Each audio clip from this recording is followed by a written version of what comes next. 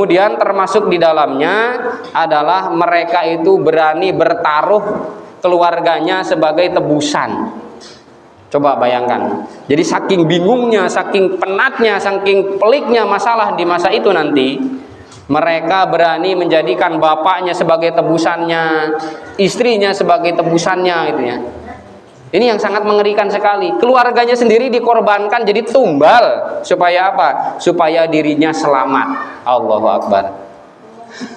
Ini mengerikan sekali ya. Sampai-sampai hubungan darah itu sudah tidak berlaku.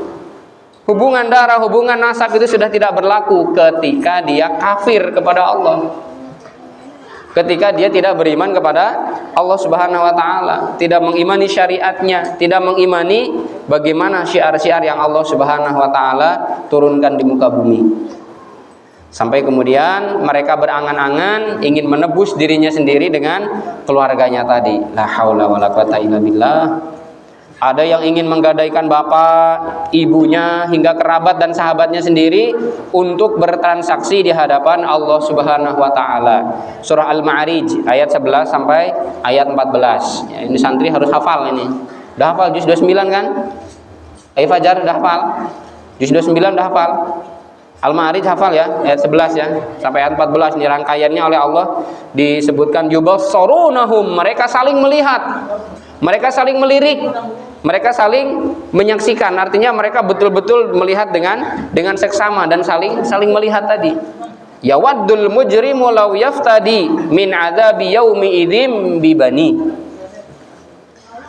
Orang-orang mujrim, orang-orang pendosa itu dia pengen ya, yawaddu di sini adalah menginginkan atau berangan-angan untuk apa? Yaftadi min adzabi yaumi idzim bibani.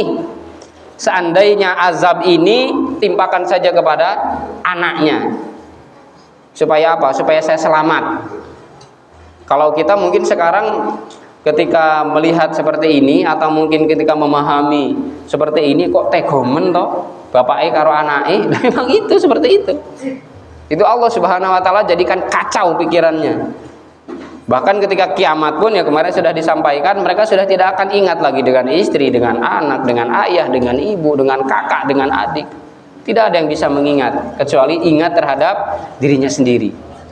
Nah maka dalam hal ini seandainya anaknya itu bisa jadi tebusan, coba tumbal bagi keselamatan si orang tua tadi atau si ayah tadi. Wa sahibatihi wa akhi, dan juga saudari, saudari perempuan, istrinya ya, istrinya dan juga wa akhi dan saudara laki-lakinya atau kakaknya, bisa juga adiknya. Jangan saya ya Allah, istri saya aja ya Allah, istri saya jadikan tumbalnya untuk kesengsaraan ini. Selamatkan saya ya Allah. Orang kafir itu nanti seperti itu. Sekarang mereka bisa leluasa, bisa bersama-sama di dalam memerangi umat Islam, bersama-sama di dalam bagaimana caranya menenggelamkan Islam ini supaya tidak ada di muka bumi.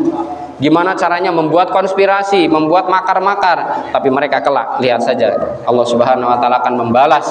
Bahkan sampai tadi orang yang dia cintainya, orang yang dia kasihinya, ternyata dia relakan untuk menjadi tumbal supaya dirinya selamat dari siksa Allah Subhanahu wa taala. Allahu akbar, la haula wala quwata illa billah.